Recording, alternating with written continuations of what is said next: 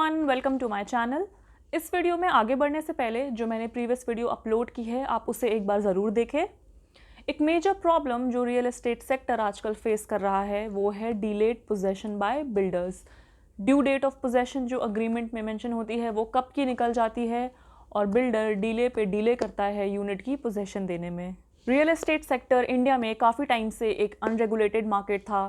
Consumers या home buyers या commercial property buyers के बहुत ही लिमिटेड राइट्स थे। देयर वाज नो अकाउंटेबिलिटी और transparency in the real estate sector.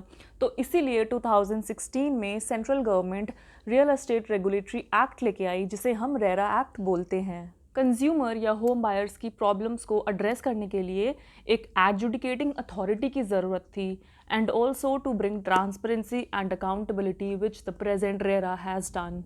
तो अगर यूनिट की पोजेशन देने में बिल्डर बहुत डिले कर रहा है और आपको इंटरेस्ट देने से भी मना कर रहा है तो आप रेरा में कंप्लेंट कर सकते हैं। कुछ सवाल होंगे जो आपके दिमाग में चल रहे होंगे, जैसे कि क्या रेरा कोर्ट की जुरिस्डिक्शन में सिर्फ रजिस्टर्ड प्रोजेक्ट्स ही आते हैं या अनरजिस्टर्ड प्रोजेक्ट्स भी आते हैं। अगर आप अलॉटी हैं किसी अनरजिस्टर्ड प्रोजेक्ट के तो क्या आप रेरा में अप्रोच कर सकते हैं। क्या रेरा कोर्ट का जुरिस्डिक्शन उन अग्रीमेंट पे भी है जो रेरा एक्ट के आने से पहले एग्जीक्यूट हुए थे। क्या रेरा रेट्रोस्पेक्टिव एक्ट है। तो चलिए समझते हैं। तो इन केसेस में ये हेल्ड हुआ था कि रेरा कोर्ट का जुरिस्डिक्शन रजिस्टर्ड प्रोजेक्ट्स में भी है और अनरजिस्टर्ड प्रोजेक्ट्स में भी है। कोर्ट ने बोला कि इस एक्ट के प्रोविजंस उन सभी प्रोजेक्ट्स पे अप्लाई होंगे which are required to be registered. यानी अगर किसी प्रोजेक्ट को रजिस्टर करवाना ज़रूरी है और प्रमोटर या बिल्डर ने उस प्रोजेक्ट को अभी तक रजिस्टर नहीं करवाया है तो ऐसे अनरजिस्टर्ड प्रोजेक्ट्स भी रेरा के कंट्रोल में होंगे।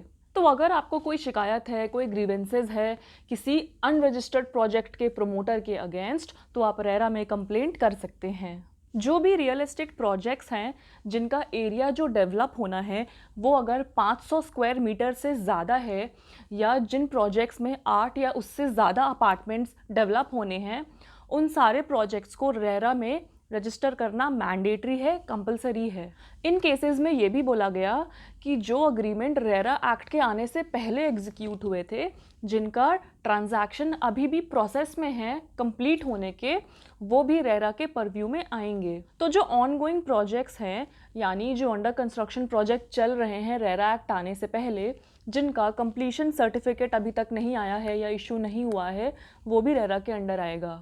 लेकिन जो प्रोजेक्ट्स रेरा एक्ट के आने से पहले शुरू हुए थे और उन प्रोजेक्ट्स को अगर कंप्लीशन सर्टिफिकेट मिल गया है रेरा एक्ट के आने से पहले तो उन प्रोजेक्ट्स को ऑनगोइंग प्रोजेक्ट नहीं माना जाएगा और वो रेरा के परव्यू में नहीं आएंगे। सो टू कंक्लूड, जो प्री रेरा अग्रीमेंट्स हैं जिनका ट्रांजैक्शन अभी तक कंप्लीट नहीं हुआ है, अभी तक प्रोसेस में है, कन्वेंस डीड अभी तक एग्जीक्यूट नहीं हुई है और कंप्लीशन सर्टिफिकेट अभी तक नहीं मिला है, नहीं इशू हुआ है, वो प्रोजेक्ट्स रेरा के परव्यू में आएंगे। तो चलिए देखते हैं बिल्डर या प्रमोटर पे रेरा क्या पेनल्टी इंपोज करता है अगर वो पोजेशन देने में डिले करते हैं। सेक्शन 18 ऑफ रेरा एक्ट ये बोलता है कि अगर बिल्डर या प्रमोटर यूनिट की पोजेशन देने में डिले करते हैं या प्रोजेक्ट टाइम पे कंप्लीट नहीं हो पाता है तो ऐसे केस में कंज्यूमर या अलॉटी के पास दो चॉइस हैं।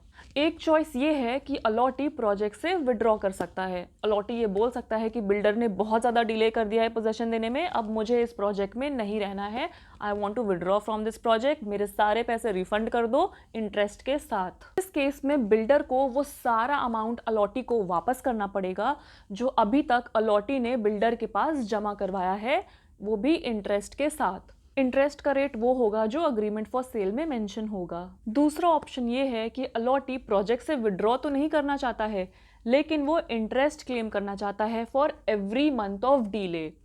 जितने महीने का डीले हुआ है पोजेशन देने में अलॉटी को उन डीलेस पे कॉम्पनसेशन चाहिए, इंटरेस्ट चाहिए। तो जितने महीने का डीले होगा उसके ऊपर बिल्डर को इंटरेस्ट देना होगा अलॉटी या होम बायर को। इंटरेस्ट उस अमाउंट पे कैलकुलेट होगा जो अभी तक अलॉटी ने बिल्डर के पास जमा करवाया है। जनरली 10% इंटरेस्ट इम्पोज होता है उस अमाउंट पे जो अभी तक बायर ने इन्वेस्ट किए हैं। अगर बिल्डर कंप्लाई नहीं करता है तो उसे इम्प्रिजनमेंट भी हो सकती है जो 3 साल तक एक्सटेंड हो सकती है या उस पर फाइन इम्पोज हो सकता है up to 10% of the estimated cost of the real estate project. तो अगर अलॉटी या होम बायर प्रोजेक्ट से विड्रॉ नहीं करना चाहते हैं और वो चाहते हैं कि उन्हें प्रॉपर्टी की पोजेशन मिले तो ऐसे केस में बिल्डर को तब तक अलॉटी या होम बायर को कॉम्पनसेट करना पड़ेगा एक मंथली इंटरेस्ट के फॉर्म में, जब तक बिल्डर उन्हें प्रॉपर्टी की पोजेशन हैंडओवर ना कर दे। इस वीडियो में बस इतना ही। नेक्स्ट वीडियो में हम देखते हैं कि हम कैसे रेरा कोर्ट अप्रोच कर सकते हैं, कैसे कंप्लेंट फाइल होती है, क्या प्रोसीजर है रेरा कोर्ट में कंप्लेंट फाइल करने का, और कुछ और बातें जो रेरा से जुड़ी हैं।